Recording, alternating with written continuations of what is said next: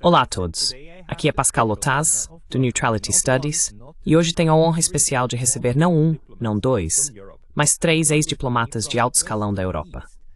Estão comigo de oeste a leste, o embaixador José Zorilla, da Espanha, o embaixador J. de Hurch, da Suíça, e o embaixador Sándor Kuszai, da Hungria. Nós quatro queremos discutir o estado precário da diplomacia na Península Ocidental da Eurásia. Então, senhores, sejam bem-vindos. Agradeço a todos vocês por dedicarem seu tempo, porque acredito que estamos passando por um momento realmente especial na política e diplomacia global. Acabamos de testemunhar a reunião da Organização de Cooperação de Xangai no Oriente. Acompanhamos os esforços pela paz na Ucrânia, no Ocidente. Mas também vimos como os Estados europeus correram para Washington para garantir que isso não aconteça tão cedo quanto poderia. Gostaria de ouvir a opinião de cada um de vocês sobre o que acham que está acontecendo atualmente na política e diplomacia global. E talvez possamos começar com José Zorilla.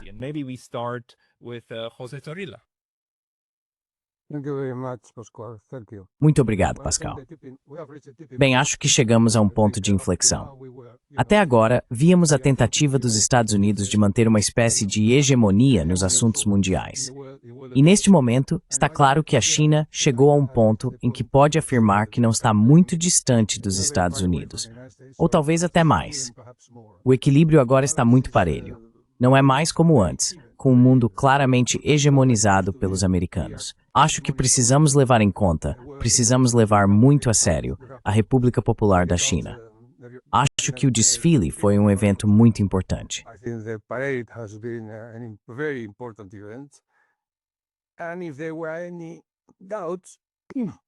E se ainda havia dúvidas quanto ao grau de isolamento de Putin, acho que elas foram, francamente, destruídas pela presença de todos esses diferentes países ao lado da China e da Rússia. A Rússia não está isolada. Provavelmente, Donald Trump está mais isolado na Casa Branca, sem ser convidado para o desfile. Lembre-se, Índia mais China são algo em torno de 3,2 bilhões de pessoas. É uma porcentagem impressionante. E os Estados Unidos não podem ignorar isso. Além disso, houve um avanço tecnológico muito importante. A China descobriu e colocou no mercado o 6G. Nós ainda estamos no modesto 4G e eles já estão no 6G, 5.000 vezes mais rápido que o 4G. Pascal, o mundo não é mais o que era, sabe? Não é mais o que era.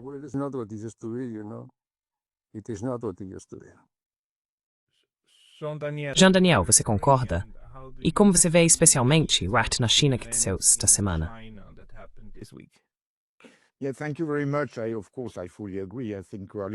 Sim, muito obrigado. Claro, concordo plenamente. Acho que estamos vivendo um período de mudança fundamental, que é o fim da ordem mundial estabelecida pelas potências ocidentais. Eu diria até após a Primeira Guerra Mundial, e depois sob influência americana após a Segunda Guerra Mundial. Os três pilares dessa ordem mundial eram o direito internacional estabelecido e a ONU, a liberdade de comércio, com o GATT e depois a OMC, e o Conselho de Segurança como uma espécie de garantidor do sistema. Agora, todas essas três coisas estão sendo, talvez, destruídas, seja a palavra certa. E também há razões econômicas para isso. É isso que gostaria de destacar. Em 1945, os Estados Unidos eram a fábrica do mundo, e por isso precisavam de regras para a liberdade de comércio, abolindo barreiras comerciais. E hoje a China é a fábrica do mundo.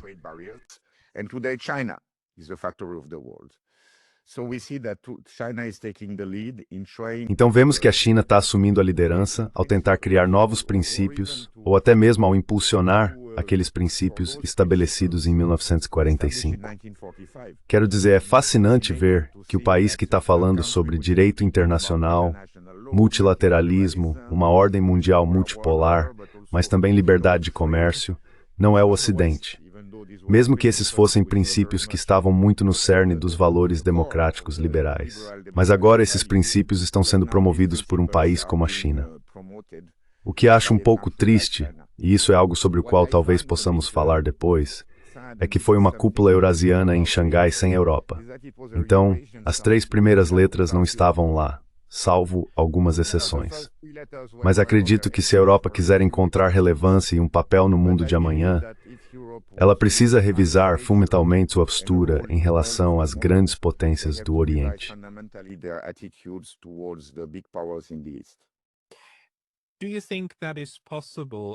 Você acha que isso é possível, Sandor?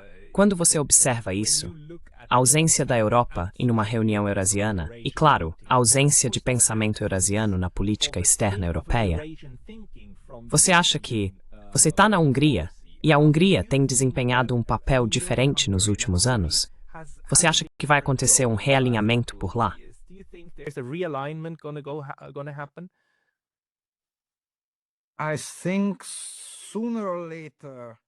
Acho que mais cedo ou mais tarde haverá um realinhamento. Mas para isso precisamos de uma mudança fundamental nos conceitos, no pensamento e nas personalidades da liderança europeia. Este conjunto de princípios, este conjunto de práticas diplomáticas e de política externa não é capaz, e claro, essas pessoas também não são capazes de implementar qualquer outra coisa. Mas se me permite, quero acrescentar mais uma ideia à nossa discussão. Concordo plenamente com as avaliações dos meus dois colegas do ponto de vista da ordem mundial global. Acho muito importante entender que essas reuniões na China e a reunião que aconteceu ontem na Europa, em Paris, formulam ou encerram uma fase muito importante também na situação europeia, nomeadamente na guerra da Ucrânia. Isso significa que estávamos em uma encruzilhada. Desde a última visita do representante Witkoff a Moscou, tivemos a visita de Witkoff, depois a cúpula do Alasca entre a Rússia e os Estados Unidos, e depois a reunião em Washington com os europeus e ucranianos. Then the Washington meeting with the Europeans and Ukrainians. Then we had the Shanghai Cooperation Organization meeting. Depois, tivemos a reunião da Organização de Cooperação de Xangai e as celebrações em Pequim. O que vemos agora é que havia a possibilidade de mudar o rumo da guerra para um acordo pacífico e negociado. Já tivemos situações assim durante esta guerra 3 ou 4 vezes, mas a escolha de alguns atores importantes foi continuar a guerra. E desta vez também havia a possibilidade de seguir pelo caminho de um acordo pacífico e negociado. Tenho a sensação de que já passamos desse momento de encruzilhada e agora estamos novamente caminhando para a continuação da guerra. O presidente Trump não conseguiu pressionar por uma solução pacífica, nem em relação à Rússia, nem à Europa. Neither on Russia nor on Europe. So we continue to move. Portanto, estamos avançando, continuamos avançando em um cenário de guerra. A guerra continuará, no futuro previsível, até que cheguemos novamente a um ponto, uma nova encruzilhada, em que haverá a possibilidade de mudar o caminho para uma solução pacífica. Mas para chegarmos a esse ponto, precisamos de mais ações de guerra, mais destruição e morte. Essa é a parte lamentável. Concordo com o aspecto global, mas como somos um país vizinho, Hungria, da Ucrânia, sempre veremos os efeitos imediatos. E acho que o efeito imediato foi que a possibilidade de uma solução pacífica, negociada, de curto prazo e rápida, foi perdida. Essa é a situação. Has been lost. That's the situation. That's a very sad outlook, but I need to ask you. Essa é uma perspectiva muito triste. Mas preciso perguntar a vocês, porque todos os três já foram profissionais na área. Todos vocês serviram como embaixadores em diferentes países e todos tiveram carreiras diplomáticas, então passaram por diferentes cargos e trajetórias. Essa avaliação de vocês, que os três compartilham e que eu também compartilho, quão comum vocês acham que ela é entre a geração atual de diplomatas na Europa? José, foi você quem me disse, Pascal, todos nós sabíamos que era apenas um ato de discurso. José, você ainda acha que isso também é verdade na situação atual? Jose, do you think that that's also true about the current situation? Well, the point of view of a practitioner is different. Bem, você sabe, o ponto de vista de um praticante é diferente do ponto de vista das pessoas comuns que não sabem nada sobre política externa, que é um campo de conhecimento muito restrito. É algo como, você sabe, operar um tumor cerebral ou algo assim. Logicamente falando, é um campo de conhecimento muito especializado. Poucas pessoas sabem sobre isso. Mas está bastante claro que a guerra estava no horizonte. Lembre-se do Acordo de Minsk. Por fim, Hollande e Angela Merkel reconheceram que criaram Minsk para enganar a Rússia e dar tempo para a Ucrânia se rearmar ou se armar. Portanto, eles sabiam que o propósito de tudo isso era a guerra.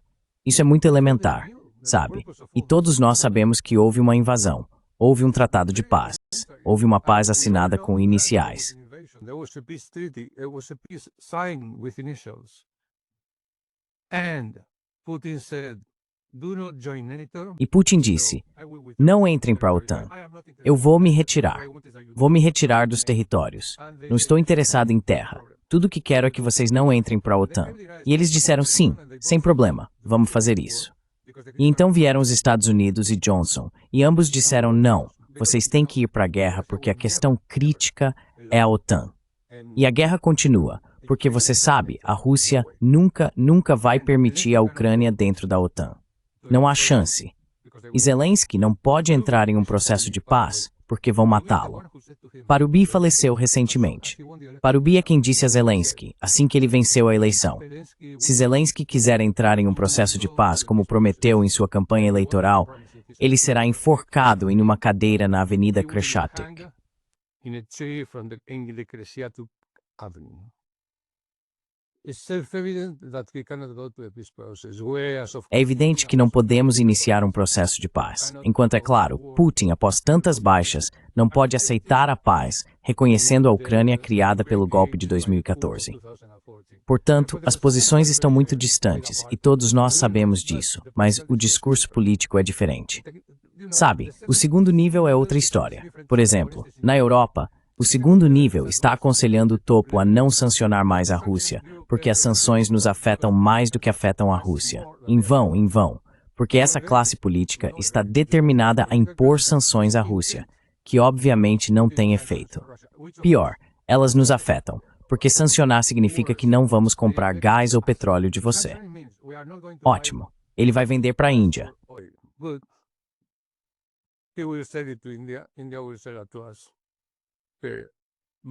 A Índia vai nos vender, ponto final. Mas temos que comprar o petróleo e o gás a um preço mais alto. Durante anos, você sabe, a Alemanha está em recessão há 4 anos. 4 anos. Tudo por causa disso. E como eles não querem voltar atrás, como Sandor disse, eles não querem voltar atrás e fazer algo diferente, que é o que deveriam fazer. Eles deveriam fazer isso, mas não querem. Só para dar um exemplo, dois intelectuais conhecidos, Kishore Mahbubani e Stephen Walt, um professor de Harvard, disseram: vá até os BRICS e comece a negociar com a Rússia e assine um bom tratado com a China. Estamos fazendo exatamente o oposto. Então isso não tem nada a ver com diplomatas ou técnica de negociação.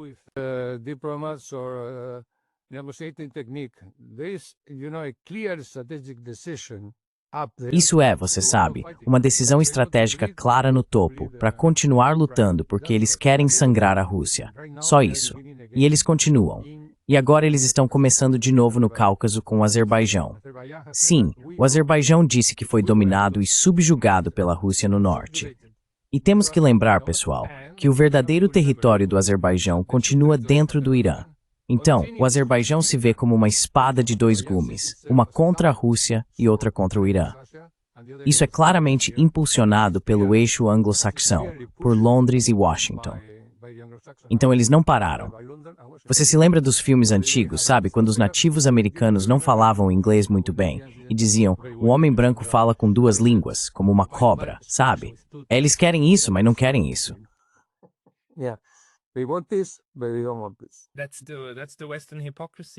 Essa é a hipocrisia ocidental.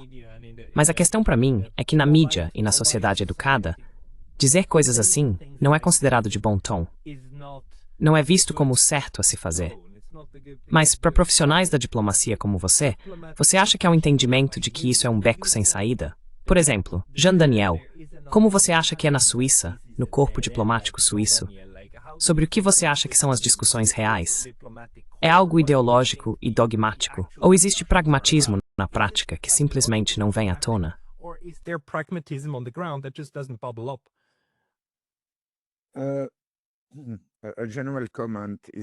Um comentário geral é que acredito que a política externa nos últimos 30 anos tem sido cada vez menos determinada por diplomatas, por especialistas em política externa e cada vez mais por estruturas de inteligência e segurança em todos os nossos países. São eles que estão ditando o tom. Eu diria até que existe um ecossistema muito eficaz que foi construído, com algumas indústrias lucrando, investindo em mídia, investindo em think tanks, que então reproduzem a narrativa dominante. No caso da Rússia, essa narrativa é: a Rússia quer invadir a Europa, Putin é igual a Hitler, que é igual ao mal, não podemos negociar com o mal. E isso alimenta, na minha opinião, essa propaganda. Agora, você diria que os diplomatas deveriam ser aqueles capazes de resistir a essa propaganda.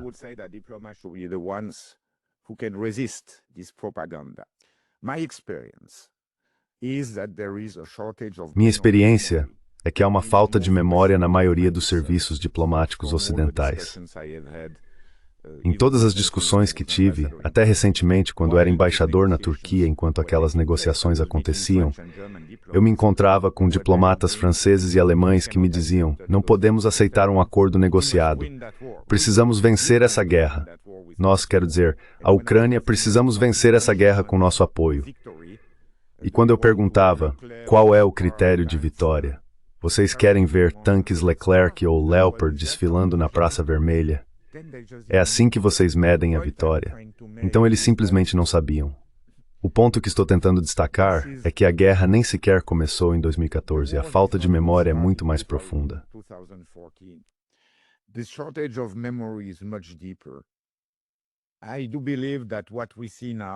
Eu realmente acredito que o que vemos agora é resultado de como falhamos em integrar a Rússia nos anos 90, após a queda da União Soviética.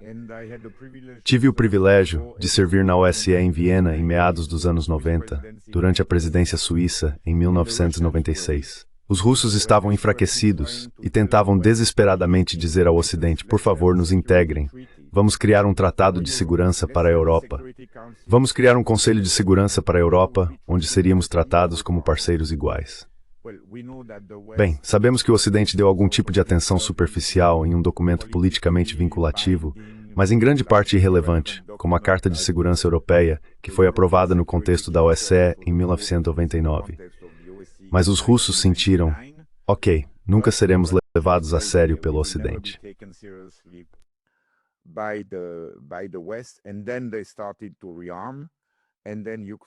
Então eles começaram a se rearmar. E então aconteceu a Ucrânia. Primeiro a Geórgia, depois a Ucrânia. Então eu acho que onde erramos, quero dizer, onde o Ocidente errou, foi que deveriam ter consolidado a aliança com a Rússia nos anos 90 e estendido a mão ao lado derrotado durante a Guerra Fria para integrá-lo. A partir do momento em que os russos, quando Putin chegou ao poder, ele entendeu que isso nunca aconteceria e que a única maneira de recuperar o respeito e desempenhar o papel que a Rússia acredita ter na história mundial era através do rearmamento, da reorganização da sociedade e da economia, e depois mostrando força e poder. Então, o fracasso remonta aos anos 90. Existem muitas pessoas cientes disso? Não.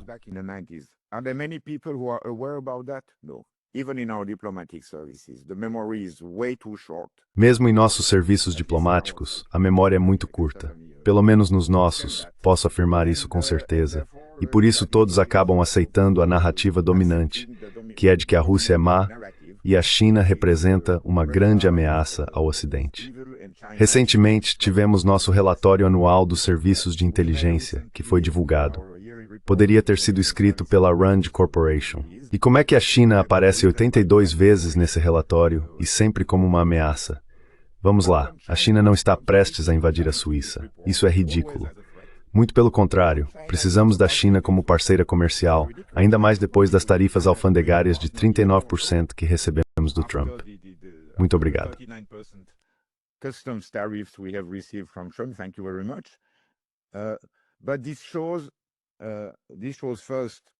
Mas isso mostra, em primeiro lugar, o impacto desse pensamento de política militar e de segurança em nosso governo e em nossas políticas governamentais.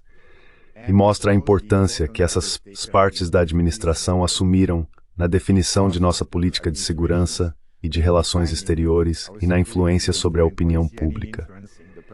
Existe uma certa reação, mas não muito forte, a esse modo de pensar. E eu acho que, antes de tudo, trata-se de uma forma de pensar. Gostaria de acrescentar mais uma coisa, talvez, ao que o José disse. Eu participei um pouco dessas conversas na Turquia entre Ucrânia e Rússia, lá em março e abril de 2022, porque um dos conceitos centrais para a Ucrânia era a neutralidade do país. E o que me chamou a atenção foi que ninguém realmente sabia como lidar com a questão do desarmamento e das garantias de segurança.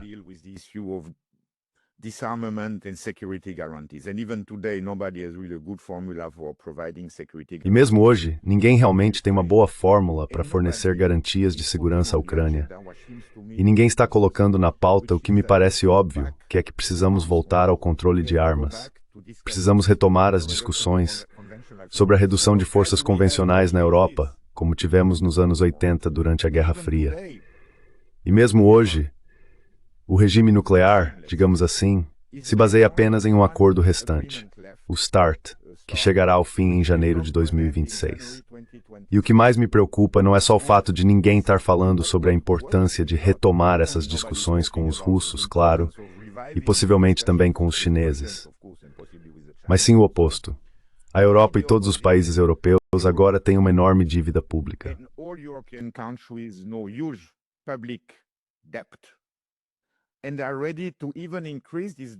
E eles estão dispostos até mesmo a aumentar essa dívida para fazer o quê? Para comprar mais armas, para se rearmar mais, e principalmente também para pagar aos americanos por segurança comprando armas. Então eu não me oponho a criar algum tipo de equilíbrio militar na Europa. Talvez isso possa ser favorável à paz, de acordo com teorias de relações internacionais que você conhece melhor do que eu. Mas eu acho que uma política inteligente seria dizer: vamos nos rearmar, mas ao mesmo tempo, queremos reiniciar negociações significativas e sólidas de controle de armas, tanto convencionais quanto nucleares.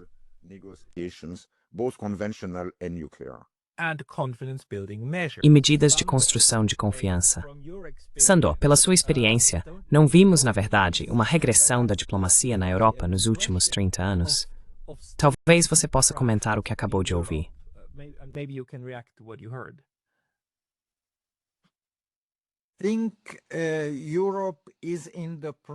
Acho que a Europa está passando por um processo em que a arte de governar, como uma categoria política filosófica ou prática, está desaparecendo. É isso que realmente está acontecendo. A arte de governar significa um tipo de pensamento estratégico sobre o seu país, sobre o seu Estado, sobre como administrar os assuntos internos do país, política interna, economia e assim por diante. E claro, uma parte importante disso é a política externa, ou diplomacia. Isso também faz parte da arte de governar.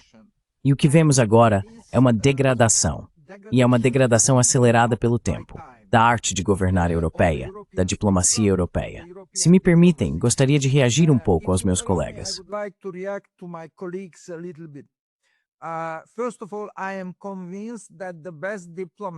Antes de tudo, estou convencido de que os melhores diplomatas da Europa, conheci vários deles em minha época, entendem esses processos. Eles sabem disso. Mas como José disse, na segunda camada, no nível dos principais diplomatas, embaixadores, chefes de departamentos dentro dos ministérios e assim por diante, eles entendem, mas não têm influência sobre a tomada de decisões políticas. E concordo com Vincent Denier nisso. Tudo mudou completamente para o aparato de segurança, que está influenciando a tomada de decisões políticas. E claro, os líderes da Europa estão jogando para o resultado das pesquisas de opinião pública do dia seguinte.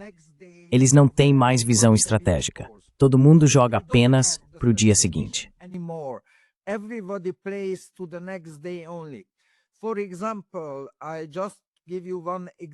Por exemplo, vou te dar apenas um exemplo.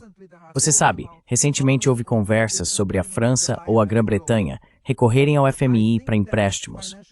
Acho que a situação financeira deles não está tão ruim a ponto de precisarem fazer isso. Não é necessário. Mas seria mais fácil para o governo francês ou britânico cortar gastos sociais, só que eles não podem fazer isso porque são impopulares em casa. Então eles usam um possível acordo com o FMI. O FMI, com certeza, vai prescrever a austeridade social. E aí eles podem dizer em Paris: pessoal, não é nossa política, está sendo imposta a nós pelo FMI. Assim, a elite política pode se esquivar da tensão social ou contorná-la. E o mesmo acontece na diplomacia. E mais uma ideia final.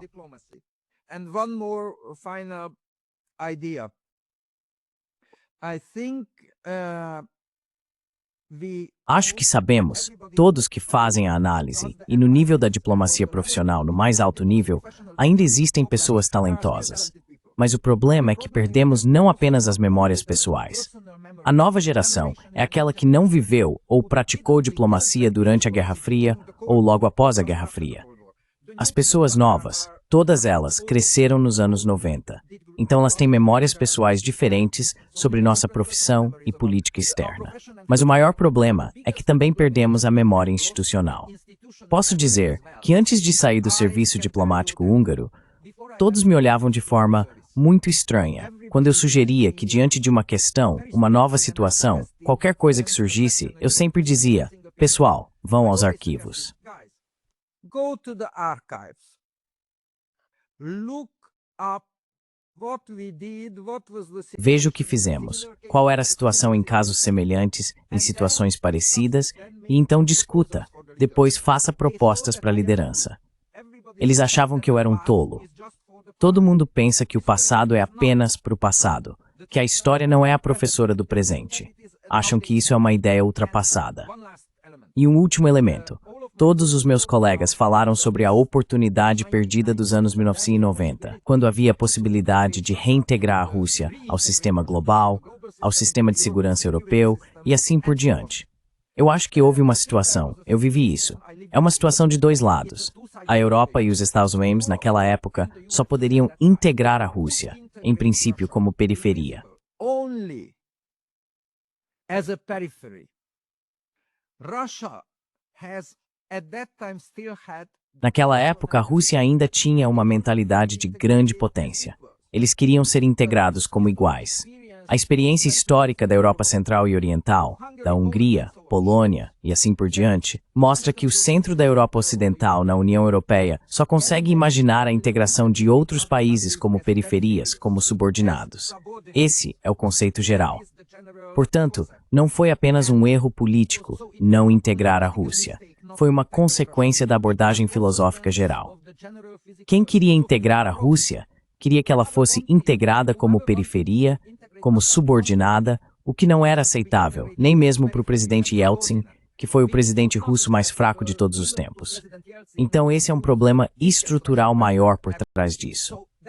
Essa é a minha avaliação. That's my assessment. Esse é um ponto muito, muito importante.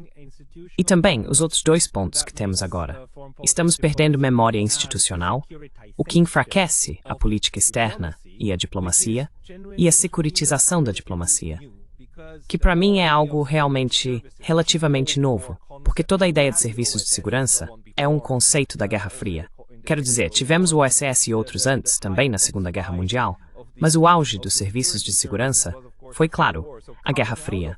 Então, saindo desse contexto, será que nós, na Europa, realmente enfraquecemos nossa capacidade de diplomacia ao transferir, não a tomada de decisão, mas o pensamento de Estado, dos diplomatas para os agentes de inteligência? Talvez, José, você queira comentar sobre isso? Well, yes, indeed. I would like to say a couple of things. One, Bem, sim, de fato. Gostaria de dizer algumas coisas. Primeiro, você tocou em um ponto sensível. Na verdade, foi isso que aconteceu.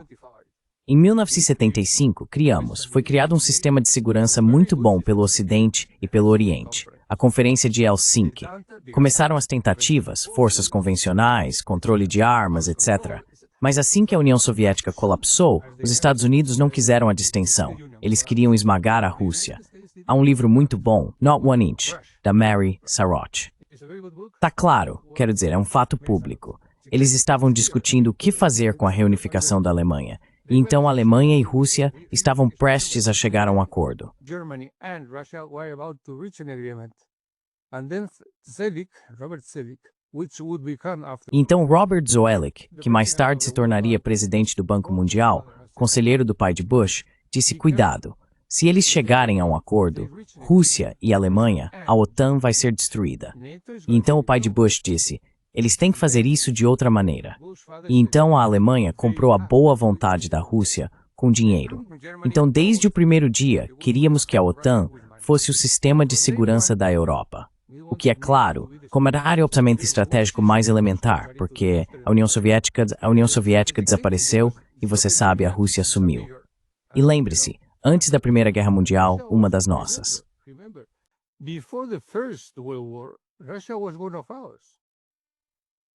Russia was a Western country.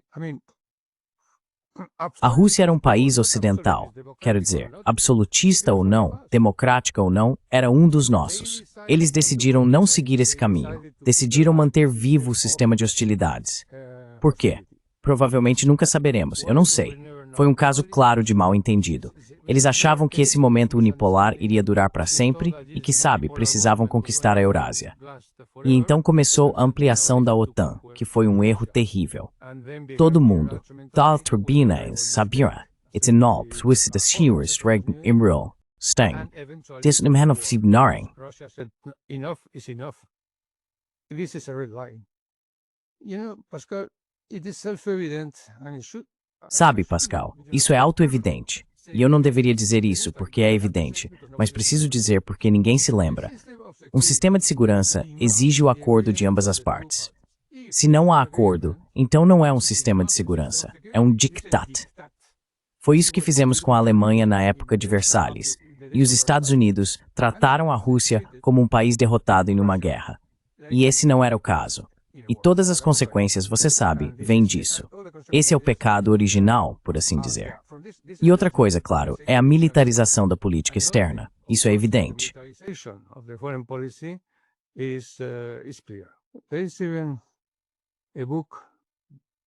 Existe até um livro escrito pelo cara que ganhou o prêmio Pulitzer pela história do Me Too. Não lembro o nome dele, mas ele tem um livro. Ele foi estagiário de um famoso diplomata americano na Iugoslávia. Não. Na Iugoslávia havia um embaixador que praticamente fazia tudo, mas ele era estagiário. Ele escreveu o livro justamente sobre isso. A militarização dos Estados Unidos 446, que eu li, está no meu Kindle, e é muito bom. Eu aconselho você a ler. Com certeza. Sabe por quê? Porque os americanos estão destruindo o próprio serviço diplomático, o próprio talento, as próprias pessoas qualificadas. Their own talent, their own qualified people. And the only thing that they have E os únicos que conseguiram responder às exigências do poder são os militares. É por isso que vão até lá e de repente os militares aparecem. E claro, não há diplomatas. Provavelmente eles não falam o idioma do país e seus métodos são violentos, afinal são militares. Então, eles não entendem o que estão fazendo. Estão simplesmente agindo de maneira militar. O resultado é um caos completo. Concordo totalmente com Jean Daniel. Ele levantou um ponto muito sensível. Você sabe, a ideia que os americanos têm de hegemonia é enviar tropas. Esse é um erro terrível, como estamos vendo.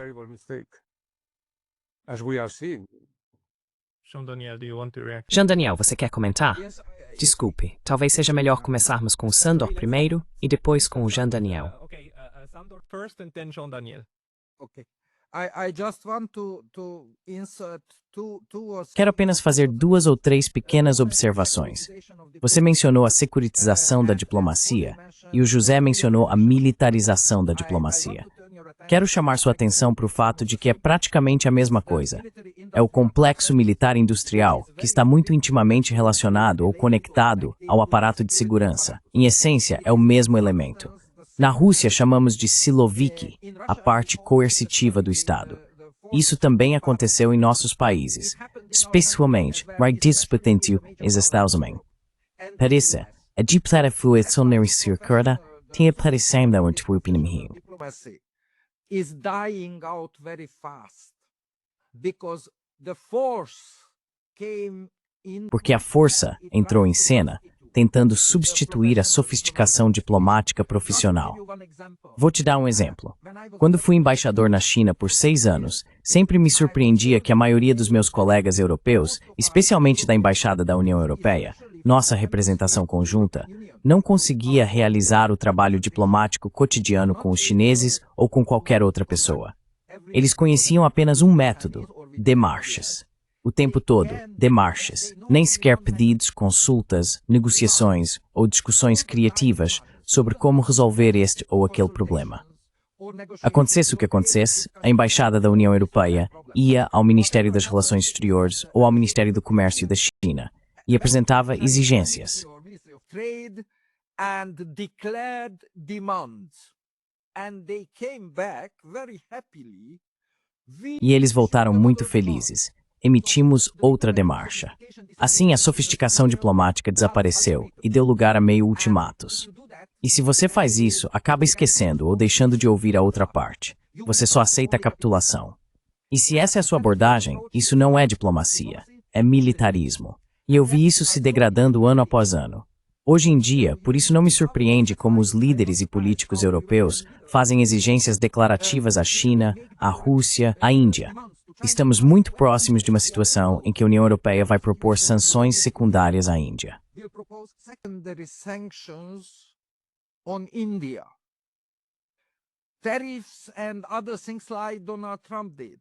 Tarifas e outras coisas como o que Donald Trump fez, que é a única maneira, a única forma possível de perder completamente a Índia. E eu não entendo isso de uma forma de princípios, mas entendo os mecanismos, como a diplomacia profissional, por meio da securitização e militarização, muda seu caráter. Ela perde centenas de anos de sofisticação profissional, táticas, toda a substância dessa profissão. Lamento muito que estejamos perdendo isso, porque me tornei diplomata por esse motivo. Eu queria fazer isso. Gostava muito de ser negociador, um verdadeiro negociador. Não apenas alguém que entrega uma demarche, mas um negociador. Isso é uma qualidade diferente. Muito obrigado. Oi, Daniel. Thank you very much. I like very much. Muito obrigado. Claro, gostei muito do que acabei de ouvir porque se encaixa exatamente com as minhas observações. Há muito conteúdo e eu poderia comentar sobre uns 10 pontos que ouvi, mas gostaria de me limitar talvez a 2 ou 3. O primeiro é que a fraqueza do Ocidente é justamente o fato de não termos uma memória institucional, enquanto outros têm. E estou pensando nos russos e nos chineses. Aliás, acabei de ganhar um livro fantástico sobre a história da diplomacia em 3 volumes enormes, escrito em 1935 por um sujeito chamado Potemkin, que era um estudioso soviético. E começa com o tratado entre os egípcios e os hititas no século III a.C. In the 13th century before Jesus, and it's absolutely fascinating. E é absolutamente fascinante. Quando você vê esse nível de compreensão da história mundial e o quanto ela continua sendo importante, percebe que mentalmente já estamos fracos e em desvantagem em relação à Rússia e à China. Outra grande desvantagem que temos, claro, sou um democrata convicto, é que em democracias, quando há eleições a cada 4 anos, ou no caso dos Estados Unidos, a cada 2 anos, não é possível fazer um planejamento de longo prazo, como se faz em ditaduras como a Rússia ou a China. E essa é uma fraqueza que realmente não sabemos como superar. A Suíça está em uma situação um pouco melhor, porque nossos conselheiros federais são basicamente eleitos para a vida toda e renunciam quando querem.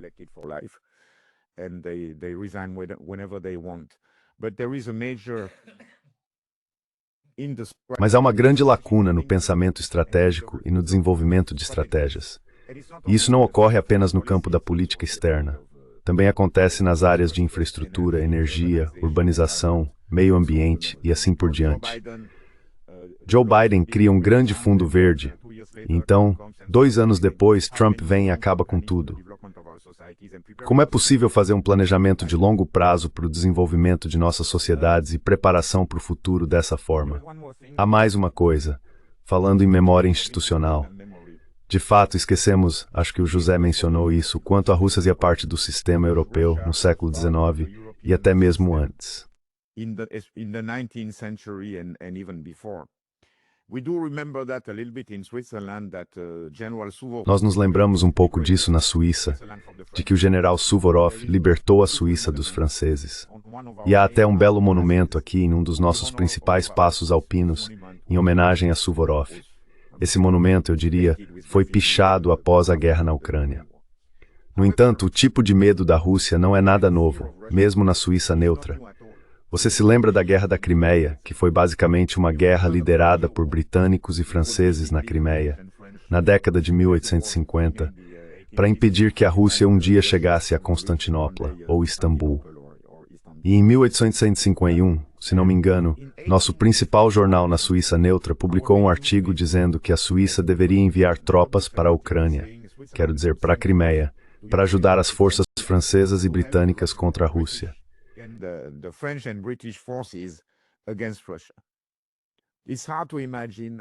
É difícil de imaginar, mas parece que a Rússia é um bode expiatório conveniente para nossa indústria militar e para o nosso aparato de segurança receberem mais verbas.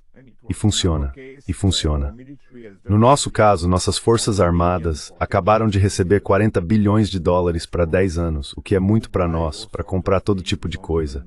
Nem sabemos o que eles fazem. Eles recebem o dinheiro e depois decidem como gastar, em vez de fazer o contrário, que seria o correto. Vou parar por aqui, mas é claro que eu poderia falar sobre o Cáucaso, sobre a ampliação da OTAN e talvez mais uma coisa, que para mim é a grande mudança.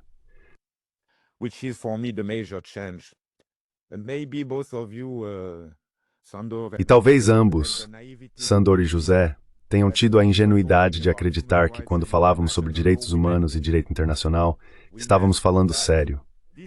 Que realmente queríamos essa velha ordem que o Ocidente defendia, com o direito internacional, direito significando válido para todos. E acho que hoje percebemos que o direito internacional e todo o discurso que tivemos sobre direitos humanos, até mesmo sobre justiça. Eu trabalhei no Tribunal de Crimes de Guerra da Iugoslávia e achei que fizemos algo bom quando levamos Milosevic e os outros para a prisão em Haia. Mas hoje percebo que o direito internacional era uma espécie de lawfare, ou uma ferramenta de propaganda, em vez de ser a bússola que deveria guiar nosso comportamento.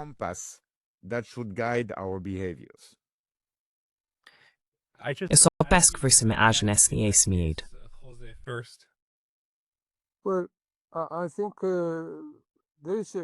Bem, acho que há uma contradição que gostaria de apontar. Por um lado, dizemos que queremos um mundo baseado em regras. Temos ao nosso lado a Arábia Saudita.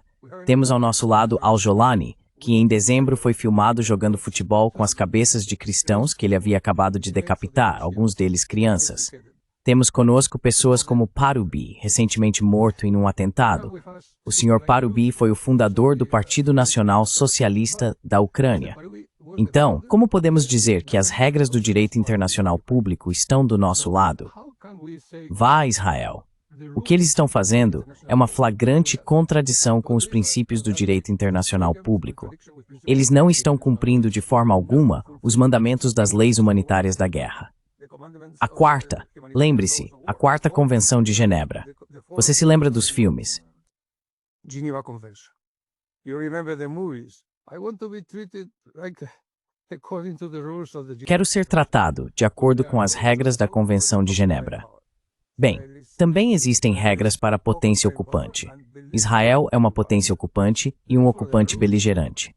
Portanto, há regras que não estão sendo respeitadas. Mas afirmamos que, você sabe, a lei está do nosso lado. Bem, não está do nosso lado. É algo sedimentar.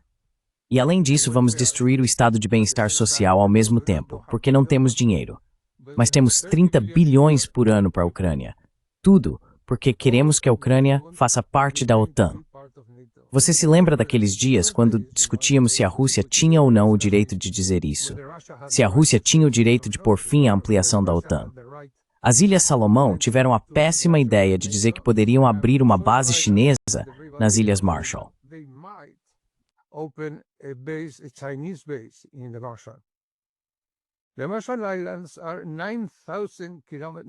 As Ilhas Marshall estão a 9.000 quilômetros da costa do Pacífico dos Estados Unidos da América. E os Estados Unidos disseram, não.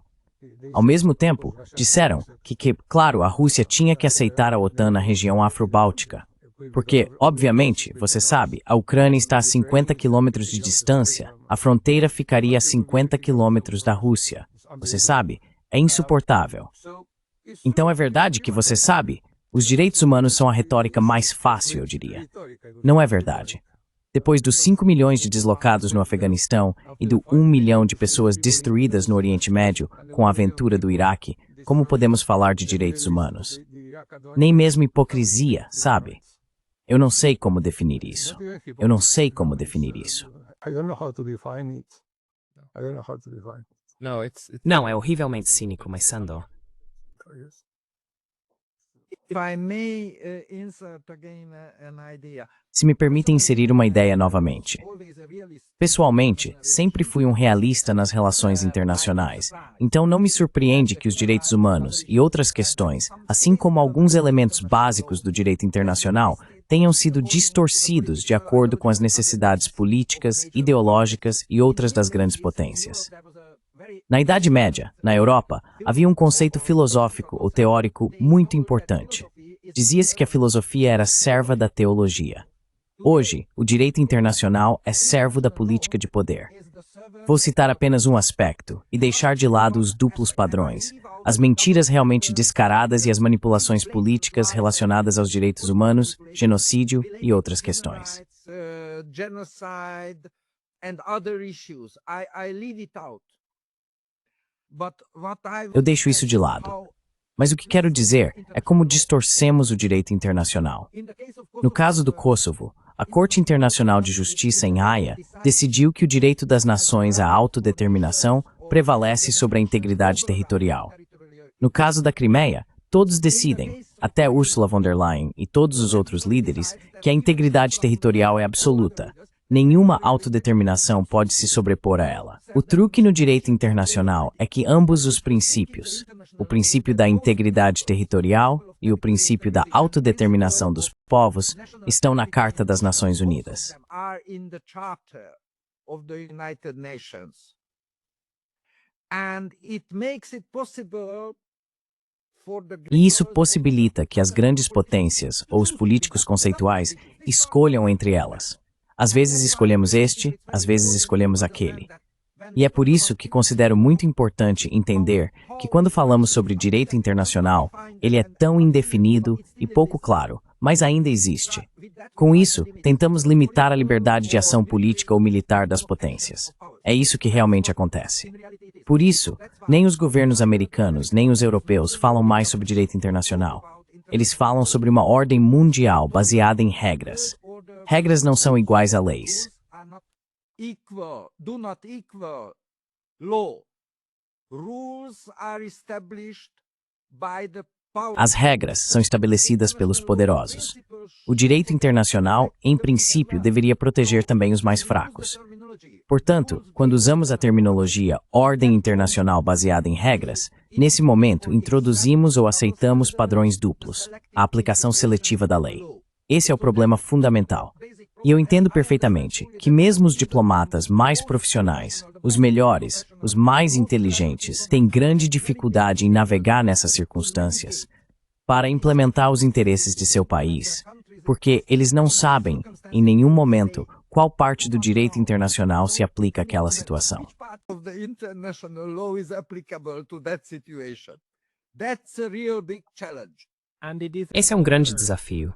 E foi outro embaixador fantástico que levantou esse ponto, o embaixador Chas Freeman, dos Estados Unidos, que observou que a ordem internacional baseada em regras é, na verdade, governo pela lei. A aspiração do direito internacional é o Estado de Direito, igual para todos. Governo pela lei é quando você escolhe e seleciona e então faz com que todos os outros sigam. Mas, Jean Daniel, vou deixar você responder. É pois, passaremos para a última rodada de pitch. respond, and then we go to one final round of questions. Yes, I would just like to respond on that. Sim, eu gostaria apenas de responder a isso. Há um aspecto embaraçoso para o Ocidente. Fomos nós que criamos nos anos 1990 o Tribunal Penal Internacional. Isso é embaraçoso para o Ocidente hoje, porque o Tribunal Penal Internacional é amplamente independente. E realmente precisamos saudar, acredito, a coragem de alguns desses promotores e juízes. No caso de Putin, pode-se discutir, no caso de Netanyahu e Gallant, e também dos líderes do Hamas, o que eles fizeram, na minha opinião, é uma verdadeira demonstração de independência e coragem, porque sabiam que teriam que enfrentar campanhas de difamação, como vimos com Karim Khan, e até mesmo sanções financeiras e de visto para eles e suas famílias, como também já vimos. As we have seen also. And now maybe E agora talvez o TPI seja o último remanescente que está funcionando, mais ou menos, da ordem internacional que havia sido imaginada pelas potências ocidentais após a queda do Muro de Berlim, embora os americanos nunca tenham querido aderir. Mas era, de certa forma, a pedra angular, uma parte muito importante para os europeus, do seu soft power, da sua visão de ordem mundial. E ainda está vivo. Ainda está vivo. Quanto tempo vai durar? Quanta pressão existe sobre a Alemanha para parar ou restringir o financiamento? Essas são questões que vão nos ocupar no futuro. Mas acho que não devemos subestimar o fato de que isso ainda existe e precisa ser valorizado, especialmente pelos europeus.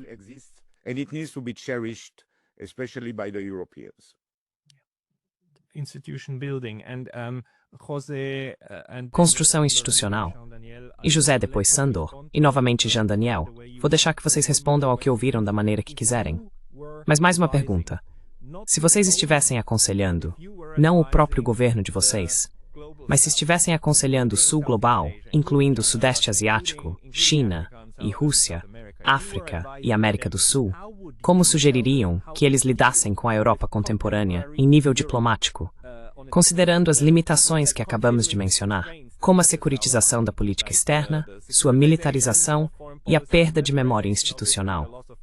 Qual seria o seu conselho sobre como se engajar com uma entidade tão incapacitada nesta parte da Eurásia? José primeiro.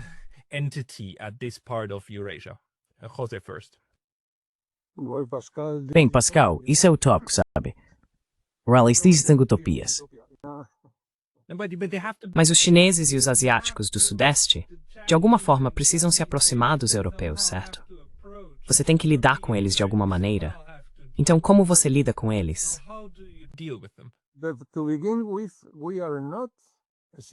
Para começar, nós não somos um único país. Esse é o problema.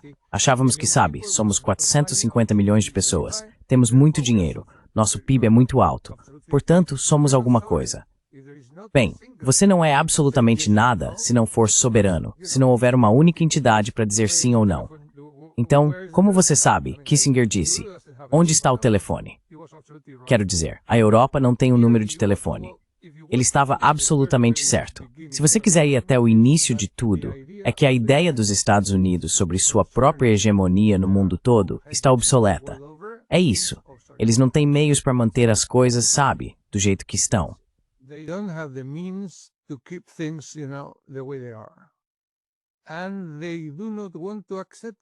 E eles não querem aceitar isso, porque não têm uma alternativa. E então o que podemos fazer? Quero dizer, como podemos ir a Washington e dizer a eles, sabe, o sistema de vocês está obsoleto. Vamos fazer algo diferente. Vamos fazer algo como vocês fizeram em 45. Sabe, aquele foi o momento de ouro de vocês. Aquela foi a época de vocês. Vocês eram tão fortes naqueles anos. Vocês podiam fazer o que quisessem. Quando a guerra começou, eles tinham apenas uma base militar estrangeira fora dos Estados Unidos, Guantánamo, e um exército de 50 mil pessoas. Quando a guerra terminou, eles tinham bases em todo o mundo e 10 milhões de soldados. Aquele foi, sabe, o momento da verdade. Agora não é mais assim.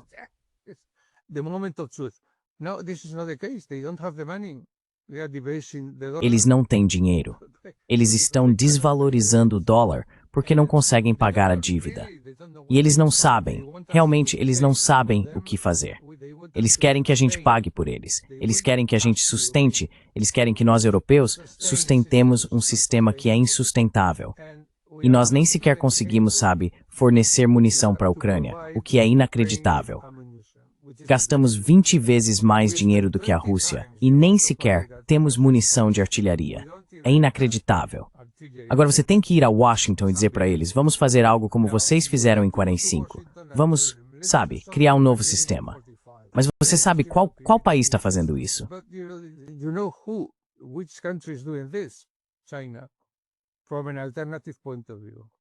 China, de um ponto de vista alternativo. Essa é a questão. Então sim, em um mundo teórico, poderíamos ir até nossos superiores e dizer, ok, pessoal, vocês sabem, a resposta é a China. Vamos encontrar um compromisso. Ou sabe, os Estados Unidos estão no caminho da guerra, porque esse sistema está nos levando à guerra. Olha o que aconteceu na Ucrânia, isso é só o começo, sabe? No Congo, a situação pode piorar muito, muito mesmo. Isso é só o começo. Quem prestaria atenção ao que dissemos? Ninguém. E precisaríamos de uma voz europeia unida, que não temos. E concordo absolutamente com Kusai, com Sandor, que podemos ver que tem uma formação intelectual muito boa. We can see that he has a very good intellectual training. He remembers that philosophy is the... Ele lembra que a filosofia é uma ancila, a teologia, sim, a serva da teologia. E ele está absolutamente certo. A política de poder é conduzida por pessoas que não entendem muito de política, porque as ideias das corporações certas sobre assuntos mundiais e a hegemonia dos Estados Unidos acabaram. Eles gostariam que fosse assim, mas não é possível. E você sabe, vá a uma grande instituição transatlântica e tente movê-la, tente mudar o rumo. É muito, muito difícil. Ela se move muito, muito devagar. E além disso, há muitos, muitos bilhões em jogo aqui. Muitos bilhões. Manter isso vivo significa o sustento de muitas, muitas famílias e de muitas grandes corporações e muitos think tanks e afins. É muito difícil. É um grande petroleiro e está a caminho. Sim. Então, por favor, não nos aconselhe a fazer isso, porque existe um personagem na literatura chamado Dom Quixote. Você se lembra que ele queria ser o campeão do bem e o campeão da justiça. Veja o que aconteceu no final. Quero dizer, isso precisa ser entendido pelos próprios Estados Unidos. Eles têm que escolher um líder ou um partido, você sabe, os democratas, eu acho, nesse caso, e eles deveriam mudar de rumo. Eles deveriam entender, porque tem o exército mais impressionante de pessoas inteligentes em estratégia e relações internacionais. Eles são os melhores e os mais, e eles superam todos em número. É incrível o que eles têm. E isso não serve para nada, porque eles são incapazes de ver a solução para o problema. Eles continuam a dominar a regra pelo pensamento militar, que não é a resposta para o problema. Precisamos de instituições, precisamos de professores e diplomatas, precisamos de especialistas e não dos militares. Absurdo.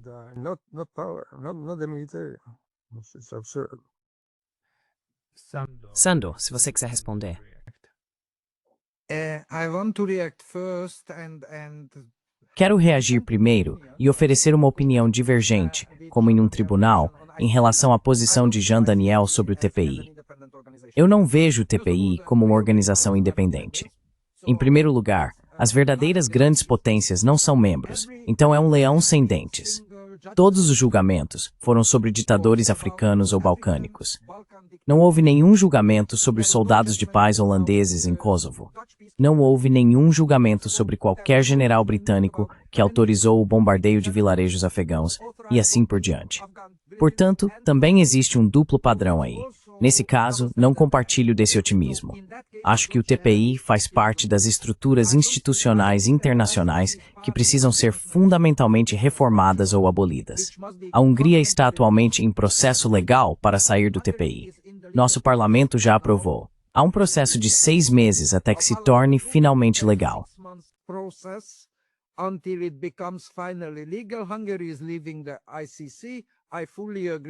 A Hungria está saindo do TPI.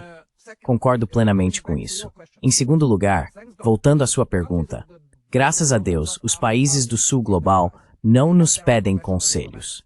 Eles têm seus próprios diplomatas profissionais que, aliás, gerenciam muito bem seus assuntos. Mas se me perguntassem, eu lhes daria um conselho muito simples. Sejam transacionais, muito transacionais. Então, se você fizer um acordo comercial ou diplomático, político, seja o que for, com países ocidentais, especialmente com a Europa, faça isso passo a passo. E só avance para o próximo passo se o outro lado tiver cumprido 100% de suas obrigações. Toda a história diplomática recente está cheia de promessas não cumpridas, ofertas não cumpridas.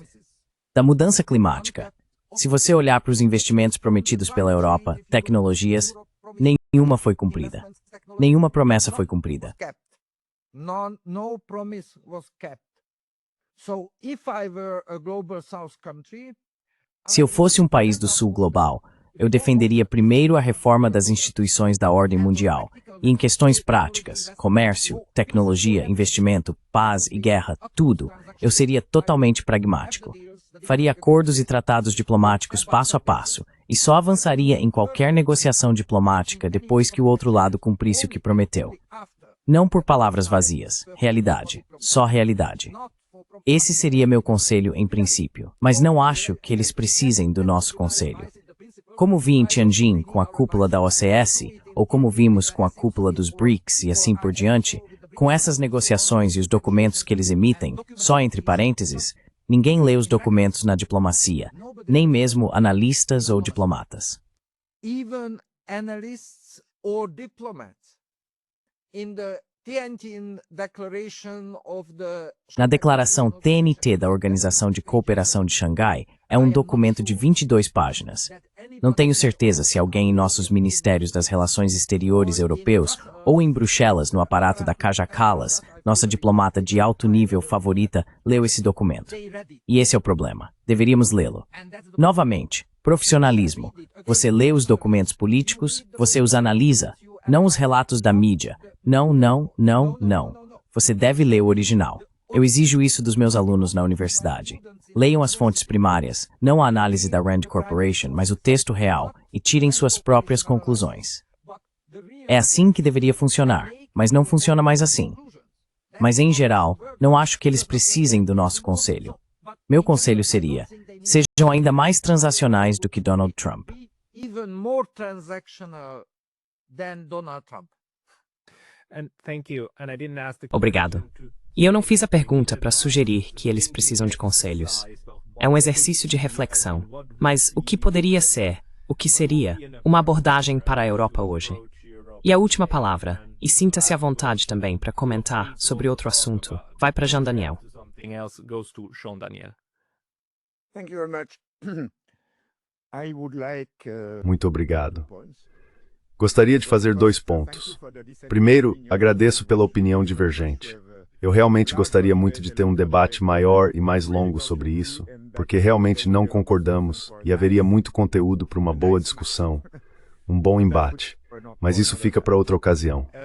A primeira coisa que eu aconselharia a qualquer pessoa que precise lidar não só com europeus, mas com o mundo ocidental, é estudar a mitologia grega.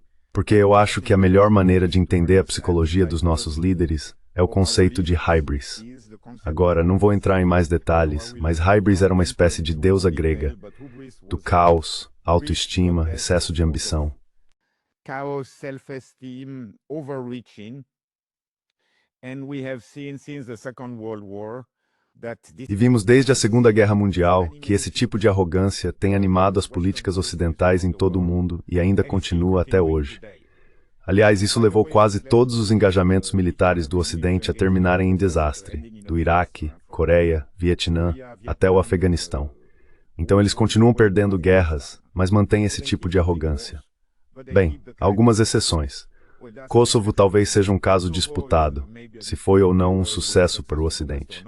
Mas não se esqueça de Granada e Panamá, que foram vitórias retumbantes do grande poder militar americano. E a mais recente, na minha opinião, manifestação dessa incrível arrogância é o plano Trump-Netanyahu para Gaza.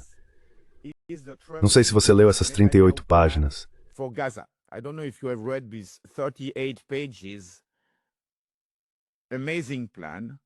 Plano incrível. É como se dissessem, vamos fazer algo maravilhoso, Dubai no Mediterrâneo. Vocês, palestinos, podem fazer parte disso, ou talvez não. Não importa muito, nós decidimos. E isso me lembra muito a forma como os Estados Unidos empurraram a população indígena da América para longe para criar o grande continente americano. É exatamente o mesmo tipo de mentalidade. E eu resumiria tudo isso com o conceito de arrogância. Podemos impor nossa visão grandiosa, e é realmente uma visão grandiosa sobre outras pessoas, sem realmente nos importarmos com sua tradição, com sua história, com milhares de anos de presença ali. About thousands of years of presence there. The second thing I would like to say to A segunda coisa que gostaria de dizer, não apenas para os sul-asiáticos, mas realmente para todos que estão presos entre os chineses e os americanos, é vamos tentar construir algo entre todos os estados que não querem escolher, que não querem ser colocados em uma posição onde tenham que escolher. Ou você está com a China, ou com os Estados Unidos, ou está conosco ou contra nós, que é basicamente a mentalidade em Washington atualmente. E o que eu gostaria de dizer a eles é que talvez um dia avancemos para um mundo bipolar, onde americanos e chineses comecem a encontrar algum entendimento. Sabemos que há negociações comerciais acontecendo entre Pequim e Washington agora. Vamos torcer para que eles cheguem a um entendimento ainda mais global, não apenas sobre comércio. Even more global understanding than only on trade, but everybody probably you have noticed that when Mas provavelmente todos perceberam que quando Washington publicou sua lista de novas tarifas comerciais em 1º de agosto, havia um país ausente da lista, a China, porque as negociações continuam e veremos o que acontece. Agora acho que todos nós temos interesse nisso, e a Suíça certamente tem, porque temos um acordo de livre comércio com a China. Fomos atingidos por uma das maiores, certamente a maior tarifa comercial para qualquer país industrializado, 39%. Acho que no mundo ocidental, talvez a Sérvia esteja um pouco à frente, mas não muitos outros.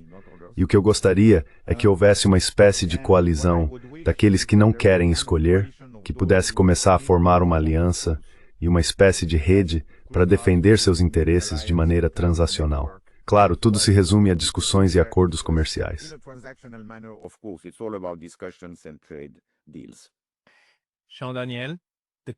Jean Daniel, a coalizão dos não dispostos é algo que precisa ser construída. E é uma ótima maneira de enquadrar sua fala em um canal chamado Estudos de Neutralidade. A coalizão dos que não estão dispostos a construir o mundo que os outros não querem construir. Parabéns, parabéns, Pascal. Uma ideia muito bonita. Mas acho que os BRICS estão tentando cumprir esse papel, sabe? Os BRICS. Sim, sim. E é por isso que precisamos de mais uma hora para discutir isso. Mas quero reunir vocês novamente em breve para que possamos também expandir a visão esperançosa do futuro, que acredito ser representada pelos BRICS. Preciso encerrar por hoje. Jade Ruch, José Zorilla e Sandor Kuzai. Muito obrigado pelo tempo de vocês hoje. Muito amado, babadis.